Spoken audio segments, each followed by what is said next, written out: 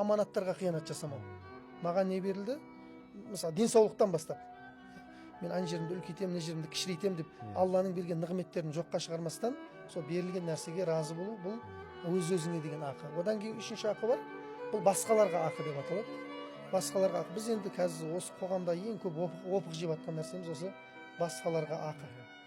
Енді мен осы жерде бір керемет өзгелерге ақы деген жаңағы ғой, енді алыс беріс адам болғаннан қоғам болғаннан бір-біріне араласы бар, құрылысы бар. Маған енді қазір Ербосынды, мен Ербосын ұстазды соңғы кездері байқап жүрмін. Негізі ол жаңағы Ханафи фиқы және усулын оқып келді. Мен білем ғой. Енді қазір бірақ тақырыптар өзгере бастады. Уағыздардың тақырыбы немесе жаңағы курстардың тақырыбы деген сияқты. Мамандықтан мамандыққа секіріп кеткен жоқсыз ба деген нәрсе келіп жатыр да осы жерде.